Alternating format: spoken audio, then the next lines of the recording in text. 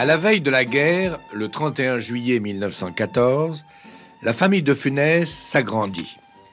Vient de naître un troisième enfant qu'on appellera Louis. Il y a déjà une fille et un garçon dans la famille. Le père, Carlos de Funès de Lagarza, a 43 ans. Il vient de s'improviser diamantaire, un métier qu'il adore. Les perles, les bijoux, les pierres précieuses sont les passions de Carlos. Il va de joaillier en richissime client faire son petit commerce. Jusqu'au jour où, confiant ses pierres à un amateur rencontré dans un café, il se fait voler son fonds de commerce. La guerre n'arrange pas les affaires. La famille de Funès s'éloigne de Paris dans une banlieue un peu plus reculée. Carlos n'abandonne pas ses projets. Émigré d'Espagne, où il était avocat, il sait qu'il lui faut persévérer et mettre son imagination à l'épreuve pour innover. Innover pour le père de Louis, c'est trouver le moyen de fabriquer des émeraudes synthétiques. Par un savant mélange de teinture, il cherche à reproduire la couleur naturelle de l'émeraude. Malheureusement, Carlos est daltonien et la qualité des pierres est loin d'être parfaite. Ce qui met souvent Éléonore, la mère de Louis, dans des colères effrayantes. Sa maman était une femme très simple. Sa maman lui ressemblait. Yves Robert. J'ai vu sa maman une fois, oui. Et il avait beaucoup pris à sa maman. Sa maman parlait tout le temps en faisant des jouffes, petite cuisine comme ça, avec un petit peu de soupe comme ça, vers chauffer. Il y avait une espèce de petites souris comme ça qui grignotaient. Et Louis avait dû beaucoup la regarder, sa maman. Parce qu'il disait toujours qu'il tenait ses colères qu'il avait en jouant, il les tenait de sa mère. Claude Jansac. Et sa mère était une grande colérique. Et lui, ça le faisait rire et il prenait une paire de claques quand il riait devant elle. Et il disait « Je m'inspire toujours de ma mère ».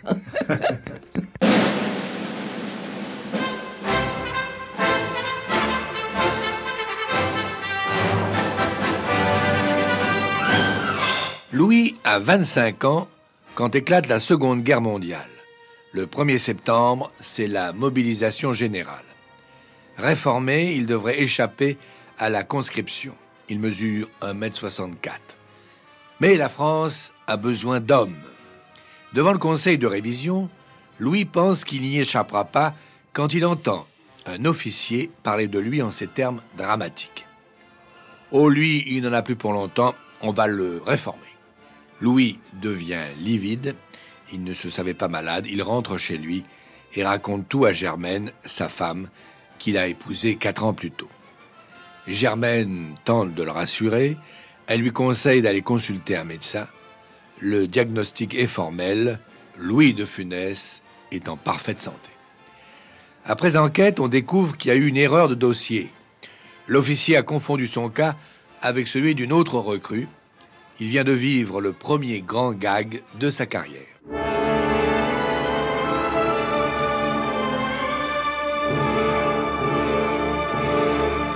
Mais l'histoire ne se terminera pas bien pour autant. La guerre n'épargnera pas Louis de Funès. Elle tuera son frère sur un champ de bataille des Ardennes. Il parlait beaucoup de son frère, parce qu'ils étaient tous naturalisés français, évidemment, et son frère est un des rares morts de la guerre de 39-40. Colette Brossé. Il allait très souvent sur la tombe de son frère. D'ailleurs, sa femme lui a fait faire la même tombe, parce qu'il trouvait ça très beau. Et il parlait beaucoup de son frère qui avait été tué à la guerre. Et il nous disait toujours, la tombe de mon frère est tellement belle, une pelouse et une croix, il n'y a rien de plus beau, que Madame de Funès a fait faire la même chose par respect pour ce que Louis disait. La femme dont vient de parler Colette Brossé n'est pas Germaine, mais Jeanne de Maupassant, que Louis épousera quelques années plus tard. Germaine et Louis vont se séparer.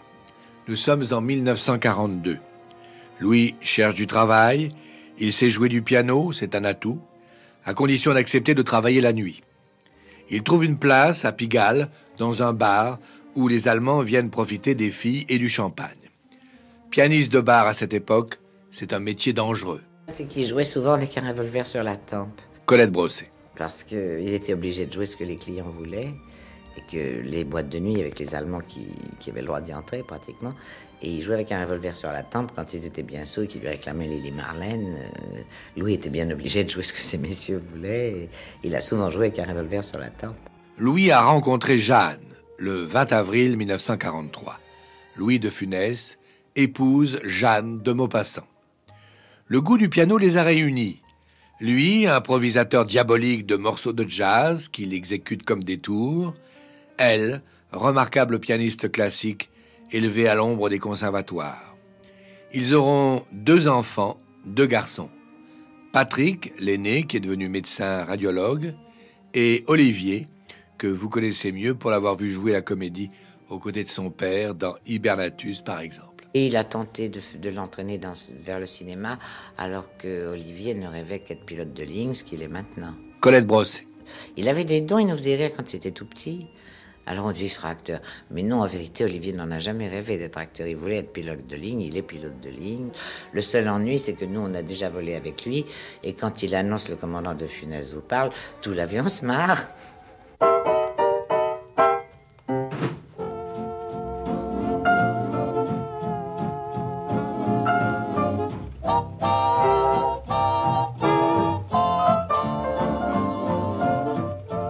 Après la guerre, la famille de Funès vit modestement avec les cachets que Louis peut rapporter en jouant du piano ou des rôles de figuration au théâtre. Il s'est marié très jeune, oui. Claude Jansac. C'est Jeanne, surtout sa femme, qui m'avait raconté qu'il vivait dans 2 petites chambres de bonne avec l'eau sur le palier. Mais il fallait qu'il ait une chemise propre tous les jours. Et il n'en avait jamais que 2. Alors elle passait son temps à laver ses chemises.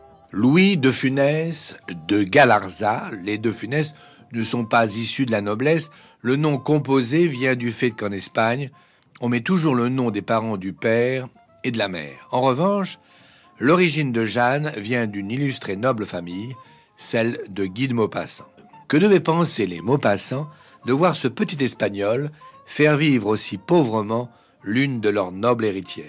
Je crois que ça a été très mal vu par la famille, du côté de Jeanne. Et puis tout s'est arrangé parce que vous savez, tout s'arrange quand on a finalement un gendre ou quelqu'un de la famille qui est une énorme personnalité. À ce moment-là, on trouve toujours tout bien. Musicien, ce n'est pas la carrière à laquelle se destine Louis de Funès. Sa vocation, le désir qu'il caresse depuis des années, c'est de devenir un acteur, jouer la comédie dans une troupe. Complètement, il ne pensait qu'à ça. Colette Brossé, qui avec son mari, Robert Derry, a été l'ami de la famille des de Funès. Et nous, on allait le voir jouer du piano parce que Robert le trouvait très drôle, même au piano. Et il disait à Robert, je voudrais tellement jouer, je voudrais entrer dans votre troupe. Il voulait entrer dans la troupe à l'époque. Il y est entré très vite et puis il était tellement remarquable, il était tellement né pour être acteur et pour être comique. Et puis il était déjà drôle au piano involontairement.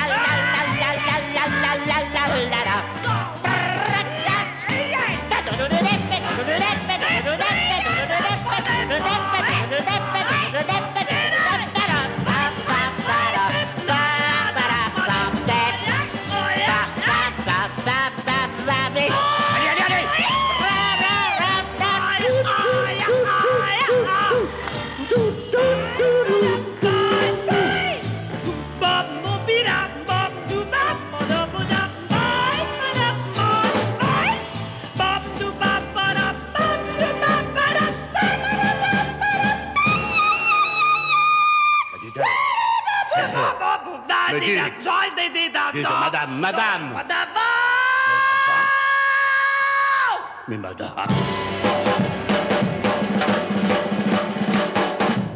Louis va entrer dans la troupe de Robert Derry et de Colette Brossé. Ensemble, ils feront de nombreux spectacles, dont Allez belle bacchante et La grosse valse.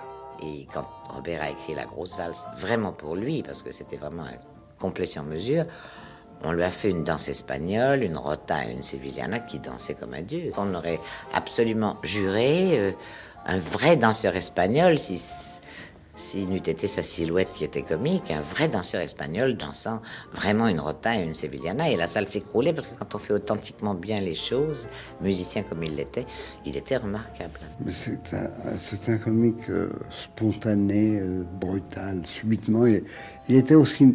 Il était comique, sa méchanceté était comique. Et ça, c'était terrible. En scène, il arrivait à jouer méchant. Mais sa méchanceté dominait. Et le comique dominait, bien sûr. Le comique de Louis de Funès n'est pas banal. Il s'inspire des grands comiques américains du cinéma muet. Je crois qu'il a renouvelé le comique français, justement dans le sens où nous, ce qu'on aime, c'est-à-dire pas tellement le verbe, il aimait pas parler, il aimait pas le comique de mots, il aimait cette espèce de retour en arrière au comique muet des grands Américains, puis des grands Français aussi, parce qu'il y a eu Max Linder tout de même. Et ça, il adorait ça. Il a tenté ce retour en arrière, de tuer le verbe, ce que Robert essayait aussi, et ce que Jacques Tati a réussi fantastiquement. Non, explique, attendez. If I go to the Turkish bath, I risk énormément. Yes, but if you go out, si vous sortez, the Germans, les Allemands, ils sont là, ils vont vous attraper, puis vous allez parler, et moi, I risk encore plus. Yes. Donc, I risk on the deux tableaux. Yes. Oui, mais enfin, vous dites toujours yes. Yes. Bah oui. Alors, écoutez, do you promise me que if I bring ici the big moustache, you partez avec lui? Yes. Mais définitivement. Yes. Bon. Alors, I accept to go to the Turkish bath, I accept the moustache, I accept tout, et puis you, attendez. You go là-dedans. You go là-dedans. Là-dedans. Immediately. Voilà. Don't move. Je reviens. I come back. Wait and see, please.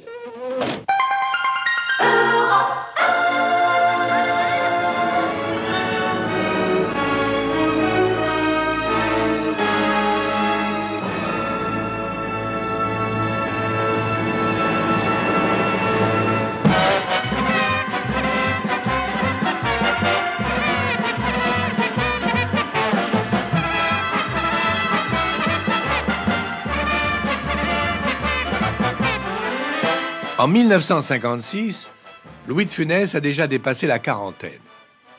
On ne peut pas dire que c'est un acteur qui ne travaille pas, il gagne sa vie honnêtement.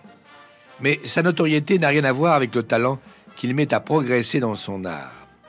Le destin va lui fournir l'occasion de se distinguer au cinéma. Claude Autant-Lara a acheté les droits de La Traversée de Paris, la nouvelle de Marcel Aimé. Jean Gabin sera la vedette. C'est décidé.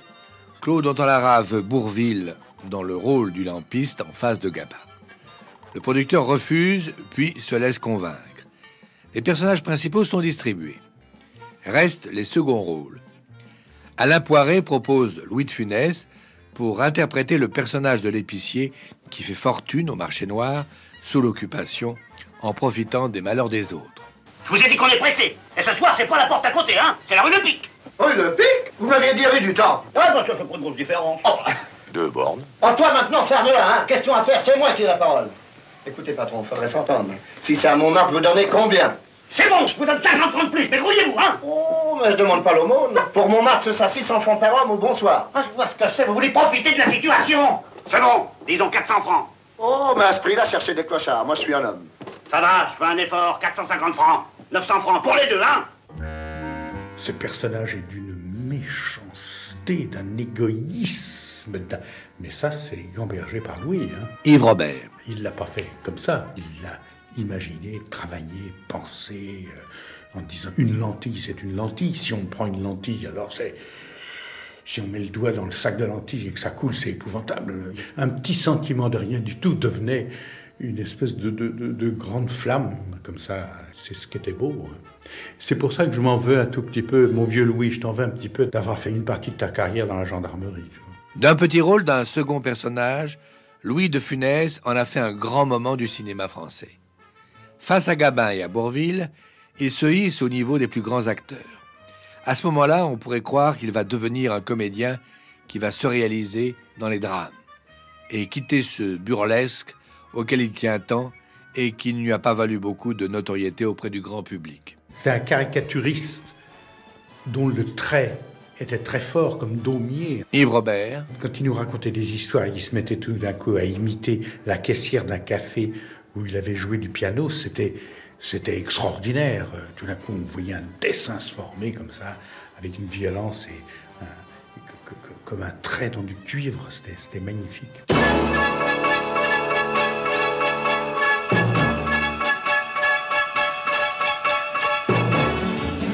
En janvier 1961, un événement théâtral se prépare à Paris. Il ne s'agit pas d'une création, puisque la pièce avait déjà été jouée par Pierre Mondy et c'était les débuts de Jean-Paul Belmondo. Pour Louis de Funès, ce n'est pas un rôle inconnu, il l'a déjà joué en tournée avec succès. Un tel succès que Jean-Jacques Vital, l'homme de la famille Duraton à la radio, a décidé de chercher une salle pour monter le spectacle à Paris. Oscar va être présenté aux Parisiens. La pièce de Claude Magnier n'a rien d'exceptionnel. Il s'agit d'un imbroglio de boulevard, mais le spectacle prend une autre dimension quand De Funès investit le personnage avec une extravagance que personne n'avait jamais vue. C'est vrai que c'était quelqu'un qui était prodigieusement inventif. Alain Poiret. Et sur un plateau de cinéma, ou comme sur une scène de théâtre d'ailleurs, quand il se mettait à jouer, à interpréter un rôle, tout d'un coup, il lui venait une idée. Et c'est évident que la scène en particulier d'Oscar, qui n'est pas une espèce de crise de folie, il imite le baron en tirant son nez, en le m'enlevant. Ça, c'est une de ses inventions, parce que personne n'avait jamais osé inventer ça dans une écriture ni dans la mise en scène. Il l'a complètement inventé. Puis il avait une façon de faire passer ses fous rires qui était géniale, parce qu'il arrivait à éclater de rire, et on pensait que c'était dans son jeu. Colette Brossé. Si jamais il y avait quelqu'un qui faisait quelque chose de drôle en scène, qui avait une invention comique, il pleurait de rire. Mais comme la façon dont il riait faisait croire au public que c'était dans son jeu. Ça, c'était très habile de sa part.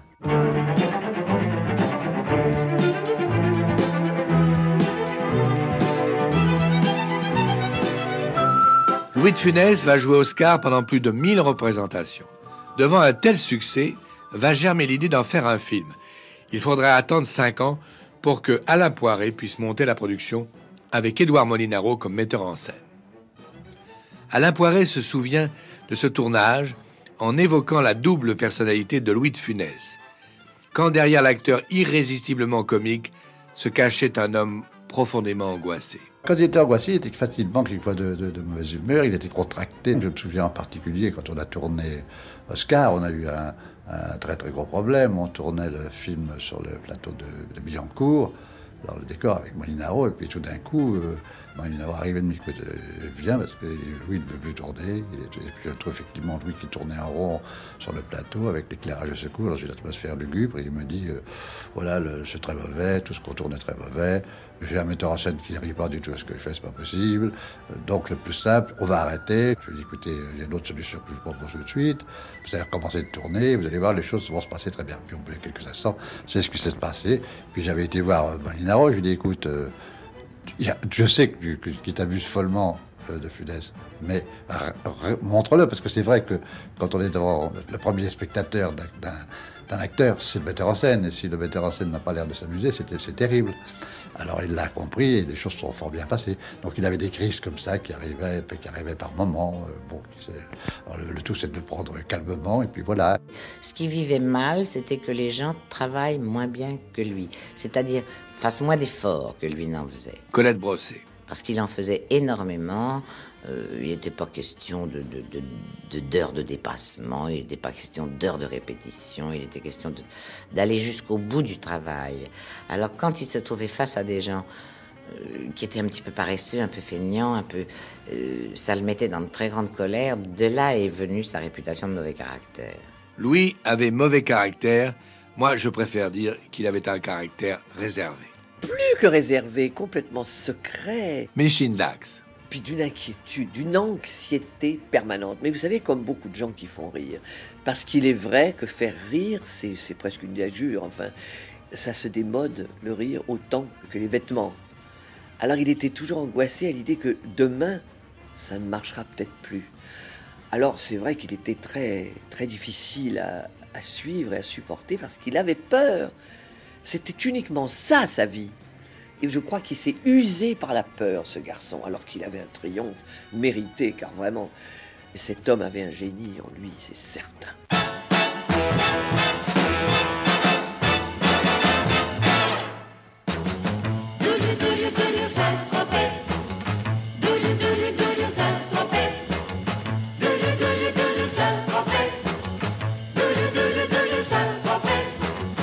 En 1963, Louis de Funès a déjà tourné 2 films avec Jean Giraud.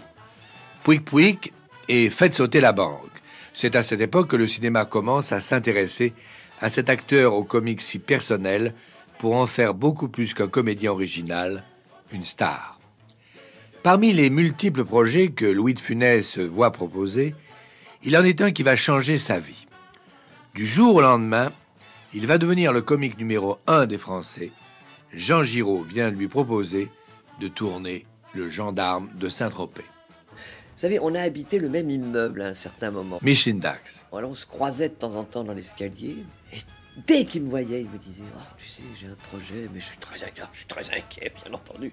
Parce que je ne sais pas si je dois le faire, si je dois aller au bout. » Et à un moment donné, c'était les gendarmes. Le premier gendarme, il me l'a annoncé comme ça, en courant, parce qu'il courait tout le temps. Tu sais, j'ai un projet, il paraît qu'il pourrait y avoir des suites. Tu te rends compte, si je le rate, la suite, je ne l'aurai pas. Et c'était le premier gendarme, vous avez vu qu'il avait raison d'être anxieux, ça s'est très bien passé. Avec Le Gendarme de Saint-Tropez, Louis de Funès devient une gloire nationale. La presse s'intéresse à lui, et lui ne s'intéresse pas à la presse. Les journalistes lui font peur. Louis de Funès, il fallait bien le connaître. C'était un être charmant. Michel Galabru. Les journalistes arrivent, nous tournions à Boulogne-Billancourt et brusquement, l'attaché de presse, monsieur Moineau, me dit « Ah, là, tu te rends compte, Louis vient de me renvoyer 2 journalistes. Tu comprends quand même, il se rend pas compte, etc. » Et puis je rencontre Louis qui me dit « Ah, je viens de foutre dehors 2 types, 2 machins qui m'ont embêté, machin, en parlant de la mort de Dario Moreno, qu'est-ce que tu veux que je dise ?» J'ai dit « Louis, j'ai compris.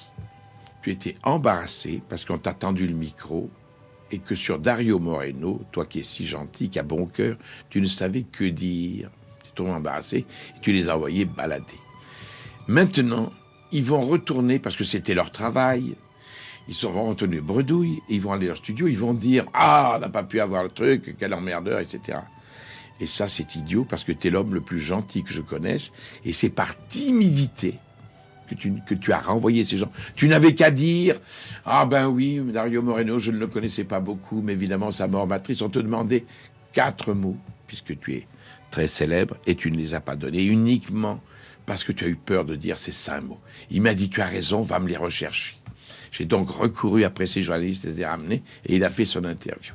Voilà Louis. Une autre série de films va contribuer à faire de Louis de Funès le comique des Français, Fantomas. Dans le rôle du commissaire Juve, il entraînera le film vers un burlesque inattendu pour un film policier. Paradoxalement, il n'a pas eu le film qu'il méritait. Il aurait pu faire 2 ou 3 grands chefs-d'œuvre. Il les méritait parce que c'était un merveilleux, un génial interprète. Et on le voit maintenant, hein, les gendarmes, ça a été un peu les pieds nickelés de l'époque parce que tous les petits ont les gendarmes dans la cassette.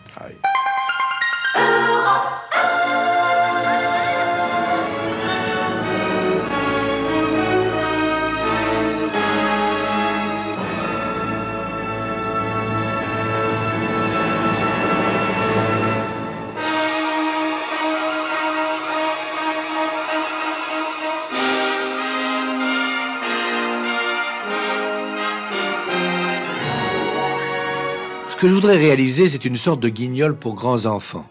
Pour moi, c'est ça le cinéma. Mais pour jouer Guignol, il ne suffit pas de faire des grimaces. J'ai mis 20 ans à le comprendre et je fais de moins en moins de grimaces. Il faut autre chose, il faut une présence. Voilà comment Louis de Funès définit son art en 1965 en répondant à une interview du Journal du Dimanche. Il refusait totalement l'émotion. Colette Brossé. Totalement. Il trouvait que c'était trahir le comique pour lui.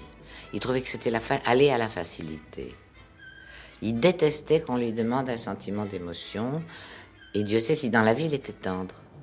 Mais il se refusait, il trouvait que c'était trahir. Faire de l'émotion pour lui, c'était aller à la facilité. Il ne voulait que faire rire. Gérard Houry lui a chopé un regard ému dans Rabbi Jacob, ce qui nous a beaucoup étonnés. Mais c'est très fugitif. À un moment, je crois que c'est dans la synagogue, il a un regard tendre vers un petit garçon. Ça nous a beaucoup étonnés qu'il ait laissé passer ça. Il avait de la tendresse en lui, mais il voulait absolument pas s'en servir.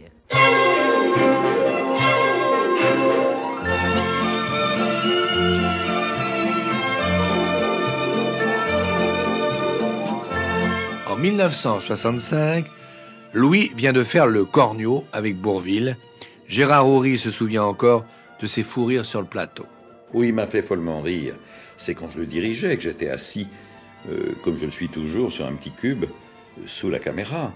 Alors je me suis vu partir à 4 pattes, pour ne pas gâcher la prise, à 4 pattes, me faufiler derrière le décor, j'avais les larmes qui me coulaient des yeux, et lui, ça lui faisait du bien. C'est-à-dire de sentir que moi, je me tordais de rire, j'étais son premier spectateur, ça le dopait d'une façon formidable. De savoir qu'il me faisait rire, c'était bon pour lui. C'était bon pour lui, car même sur un plateau de cinéma, Louis de Funès avait besoin d'un public, d'un vrai public, aussi attentif qu'au théâtre.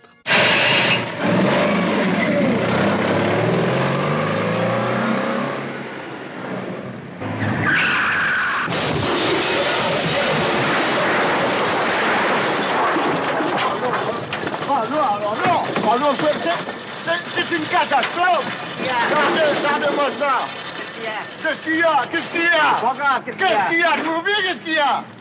Bah, maintenant, elle va marcher beaucoup moins bien, forcément. Ben, je vous en prie, ne vous aimez pas, marchez dessus. Oh là là. C'est pas grave. C'est pas grave, vous en avez de bonnes, c'est pas grave. Qu'est-ce que je vais devenir, moi? Eh ben, un piéton, et puis voilà. Hein? Mes vacances sont foutues, je partais pour l'Italie. Mais écoutez, prenez l'avion, ça va plus vite. Mais je ne suis pas pressé, moi. Et alors, moi, je suis pressé, voilà. Alors, voilà, c'est là. C'est fini, oui. Mais je vous en prie. Alors, voici ma carte. Hein? Voici ma carte. Mon agent d'assurance vous contactera. Voilà. Ah, vraiment? Il y en a qui marchent pas de culot. Je savais que dans certains cas, l'éclair, tout d'un coup, le moment où il allait faire le truc extraordinaire que personne n'attendait, il fallait attendre. Alors quelquefois, ça impliquait un grand nombre de prises. Et je me disais, oh, bah, quand même, on est à la 12e, à la 13e, est-ce que je continue ou est-ce que je me contente de ce qu'il y a? Et j'attendais les dents serrées et le sourire aux lèvres, ce qui peut paraître contradictoire, et ça se passait. Ce long travail que Louis de Funès devait accomplir avant de donner toute la mesure de son talent était comme une sorte de mûrissement. C'est pas un mûrissement, c'est que c'était sa mécanique interne. Il répétait ses places mécaniquement, mais au plan de son jeu, il se mettait véritablement en action quand la caméra tournait.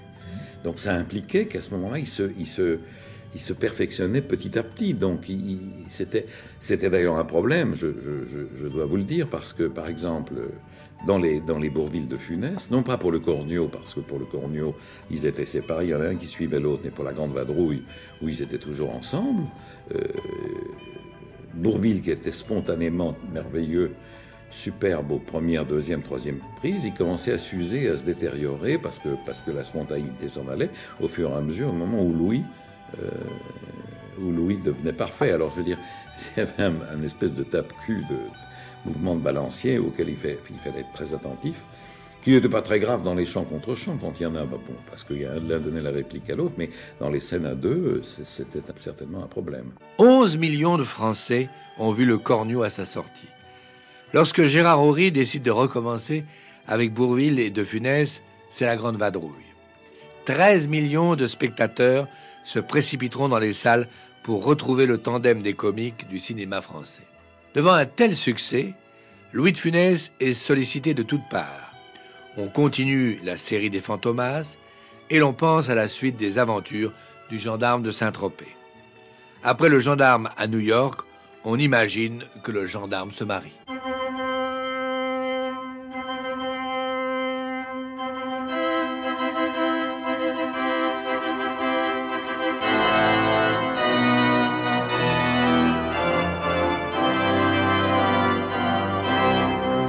Il faut trouver une femme. Ce sera Claude Jansac, que Louis connaît bien pour lui avoir souvent demandé d'être sa partenaire au cinéma. Oui, c'est lui qui me demandait. Claude Jansac. Pour Oscar, c'est parce qu'il est venu voir la première pièce comique que j'ai jouée de ma vie, puisque je ne jouais que des rôles dramatiques. c'était un fédo, c'était la dame de chez Maxime. Et il m'a d'ailleurs dit, mais je savais pas du tout que tu jouais des comiques. Je lui ai dit, bah, tu vois, moi non plus. Et il m'a demandé pour tourner avec lui dans Oscar. Alors j'ai fait les essais, ça a marché. Et après, on a fait les grandes vacances. Et puis, il a été question de la suite donc des Gendarmes. Pour le Gendarme se marie, quand ils ont écrit le scénario, il a dit, bah, il n'y a pas de raison. Je vais prendre Claude, j'ai l'habitude de travailler avec elle. En plus, il adorait travailler avec des gens qu'il connaissait bien. Justement parce que c'était un inquiet, parce que c'était un être perfectionniste, et puis il avait un petit peu peur des gens. Ce qui fait que c'était vraiment un travail en famille avec Louis, parce que non seulement avec Louis, et très très souvent Michel Galabru, mais la technique aussi. La technique, dans la mesure du possible, il avait les mêmes techniciens. Ah oui. Alors c'était vraiment un travail en famille, ça c'était merveilleux. Et puis je me souviens que j'ai tourné 3 jours dans La soupe aux choux, il m'avait dit ça m'ennuiera parce que t'es un petit peu comme une sorte de porte-bonheur. Le gendarme s'est marié en 1968. Étrange destin que celui de ce gendarme conservateur, vedette d'une époque contestataire, voire révolutionnaire.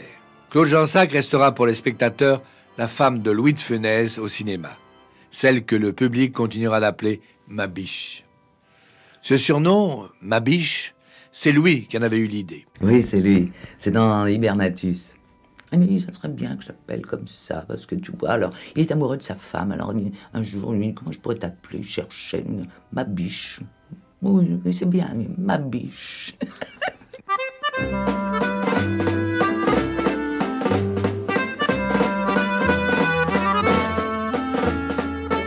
Les inventions de Louis de Funès sont permanentes. Dans tous les films, il apporte des idées, à tel point qu'on peut se demander aujourd'hui si parfois il n'était pas tenté d'écrire lui-même. Non, à ma connaissance, non. Alain Poiret. Non, il a participé à certaines adaptations, oui. Il participe à beaucoup de choses, mais il ne m'a jamais dit qu'il voulait écrire un scénario proprement dit, et il ne m'a jamais laissé entendre qu'il avait intention, ni la moindre envie, de mettre un film en scène. Non, ça, je n'ai jamais entendu parler. Musicien, acteur, chanteur dans les comédies de Robert Derry, Louis de Funès avait de multiples dons. Et puis vous comprenez, cette vivacité physique. Vous savez qu'il dansait très bien. Micheline Dax. Il avait beaucoup de grâce. C'est très curieux, vous savez, ce sont des êtres comme ça, qui ont des dons multiples. Et il y en a un qui fera qu'il sera beaucoup plus connu que pour les autres. Mais en fait, c'était un merveilleux musicien, c'était un merveilleux acteur. Mais c'est vrai qu'il avait le don inné de faire rire, et de faire rire tout le monde, c'est-à-dire des enfants aux vieillards, n'est-ce pas? Il n'y avait pas de limite.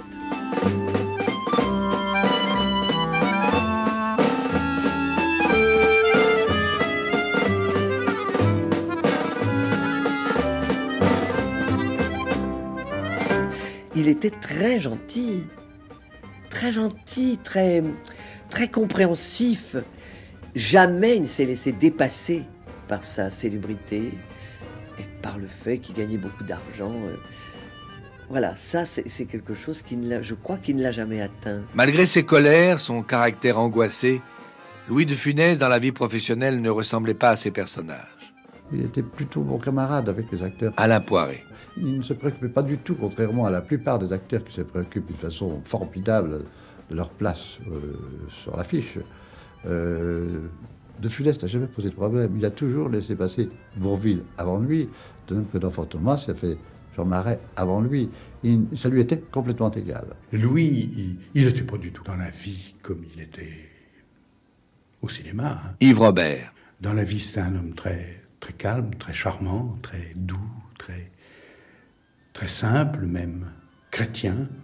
Il allait à la messe, Louis. Ça nous sidérait, nous qui étions des mécréants. On pensait qu'il était devenu un bourgeois. Mais il s'est servi de cette bourgeoisie, de cette observation des autres, de façon tellement magnifique que vive le bourgeois. Mais on l'imaginait à la messe, ça nous faisait rire. Parce que à la messe, il devait prier Bien sûr.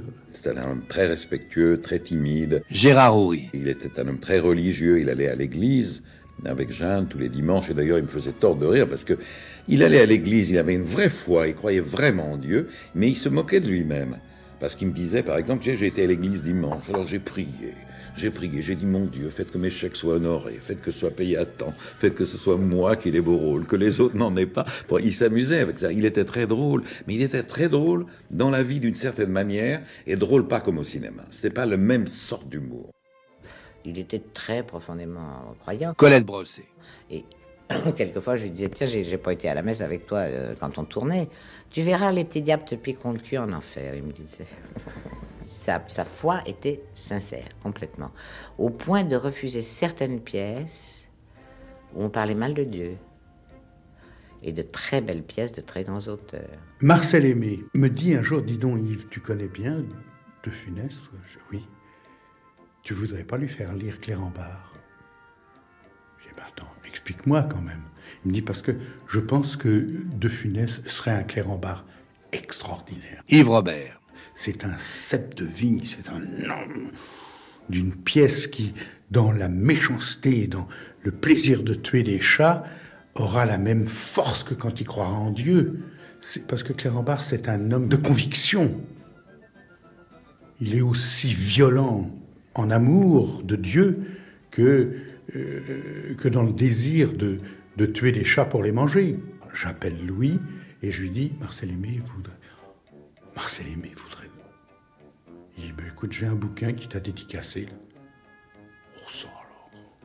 Je le sens assez bouleversé au téléphone. Je vais lui porter. 2 heures après, il me téléphone, me disant, je peux pas jouer ça, c'est pas possible. Je dis, mais pourquoi tu peux pas jouer ça? Il y a une putain, je peux pas jouer un film où il y a une putain. J'ai dit, mais attends, on a pensé comme ça que peut-être qu'on irait peut-être demander à Simone Signoret de jouer La Langouste. C'est Marie-Madeleine. Tu as entendu parler, toi, de Marie-Madeleine, puisque tu es croyant et catholique. Comment c'est Marie-Madeleine? J'ai relis, tu vas voir, c'est la rédemption. Il relit, et le lendemain, il me téléphone, il me dit, non, je peux pas jouer ça, il y a une putain. Je ne peux pas entraîner les spectateurs qui ont confiance en moi, je ne peux pas les emmener au cinéma voir une putain. Et voilà pourquoi il n'a pas tourné Clérambault.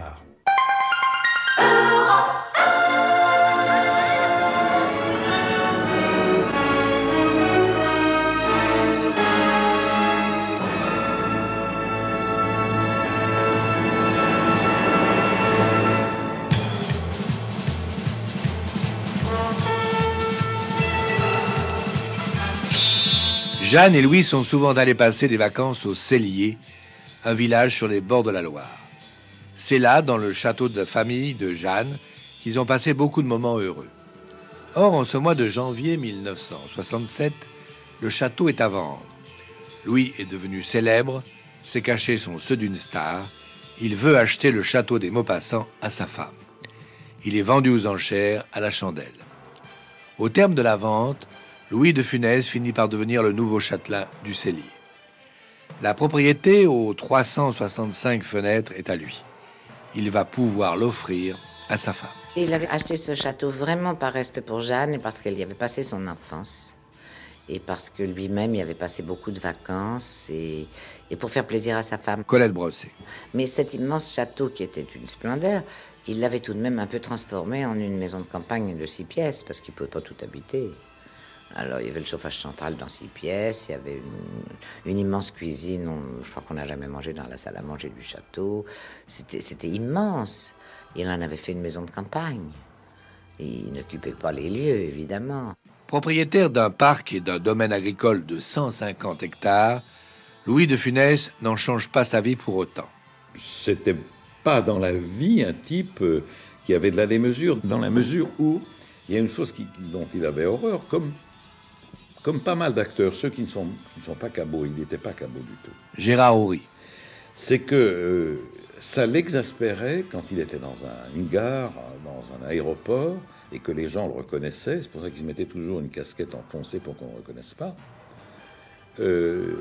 Ça l'exaspérait que les gens guettent sur son visage des mimiques, ou les fameuses grimaces, qui étaient un mot qui l'énervait considérablement.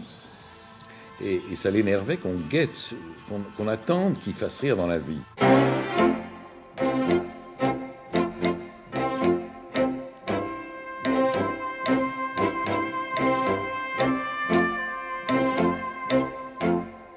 Dans la vie, Louis de Funès aime à se comparer à un simple jardinier, le jardinier du château.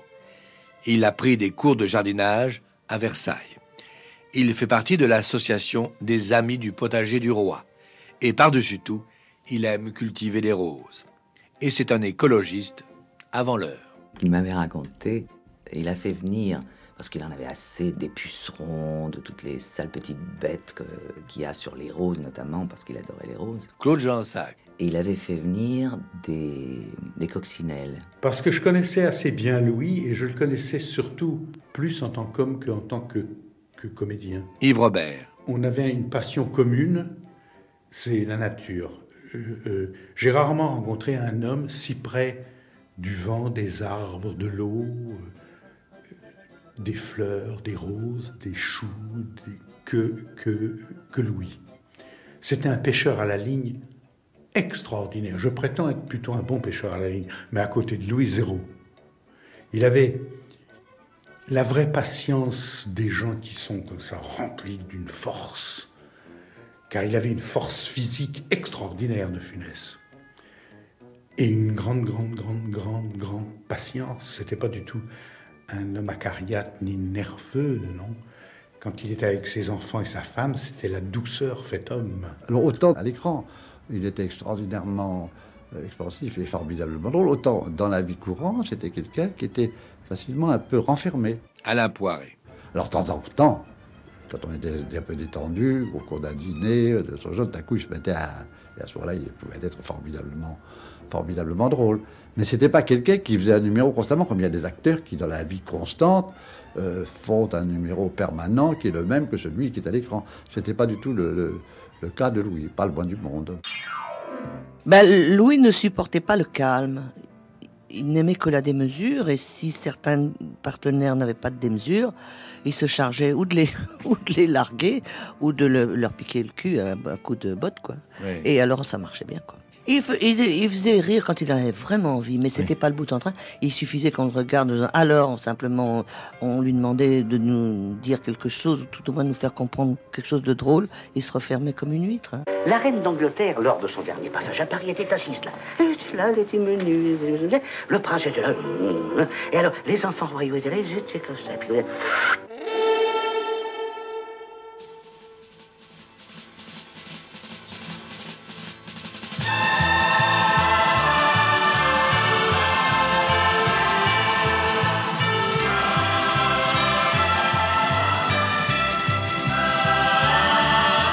Au début des années 70, Louis de Funès retrouve Gérard Houry pour un nouveau film.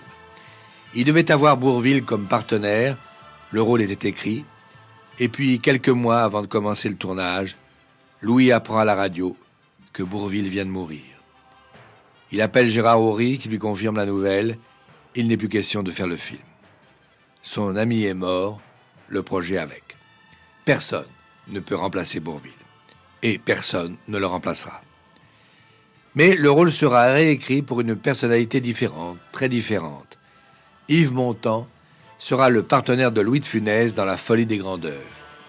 Le film aura un énorme succès et certaines scènes de Louis deviendront des classiques. Et moi, il me faisait profondément rire. Yves Robert. Et je sais assez bien pourquoi. Il y avait dans son jeu, dans sa démarche, une sincérité absolue. Je me souviens d'un plan où, à travers une petite porte d'une prison, comme ça, où il y avait des barreaux, il devait dire oui. Parce que c'était un plan de couche. Et il l'a fait 5-6 fois, et on laissait la caméra tourner, et il me disait, non, celui-là n'est pas bon, c'est pas sincère. Et puis à la fin, il m'a dit un oui, enfin, mais celui-là est bien, c'est sincère. Donc, il n'y avait pas du tout chez Louis de gratuité. C'était pas sincèrement bête, c'était sincèrement inventé. Il savait qu'il était une source inépuisable de drôlerie, et de drôlerie, je dirais, noble. Micheline Dax. Ça n'était jamais vulgaire, regardez-le bien. Il n'est jamais ordinaire, cet homme. D'abord, c'est parce qu'il était sincère. Je crois que c'était sa façon. Il ne pouvait pas être quelqu'un d'autre. Il n'a pas fabriqué ce comique-là. C'est une force qu'il avait en lui et qu'il aimait partager. Je crois que c'est ça. Le comique de Louis de Funès passe par le geste, le comportement. Ce n'est pas un comique de mots, c'est une sorte de langage universel que l'on comprend dans le monde entier.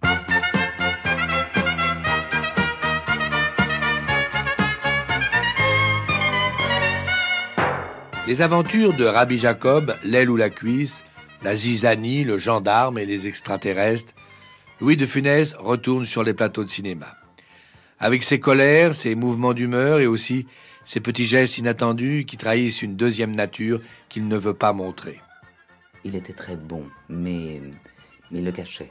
Il fallait pas que ça se voie, surtout. Claude Jansac. Il disait souvent les enfants, ça braille, c'est effrayant, etc. Et puis de temps en temps, quand on était en train de préparer un plan pour un film en extérieur, on cherchait Louis, et puis subitement, on le trouvait assis sur une chaise tranquillement, et il donnait les autographes aux enfants, et il faisait des pitreries, des grimaces pour les enfants. Et puis, il voulait rire de tout. Colette Brossé. Il envoyait des cartes postales à Robert, qui avait eu des petites alertes cardiaques à l'époque, où il lui signait en disant « Tiens, voilà mon électrocardiogramme », et il signait une ligne à plat, complètement. Alors, il plaisantait même de ça. Il voulait rire de sa maladie cardiaque. Il voulait surtout pas qu'on s'apitoie, surtout pas.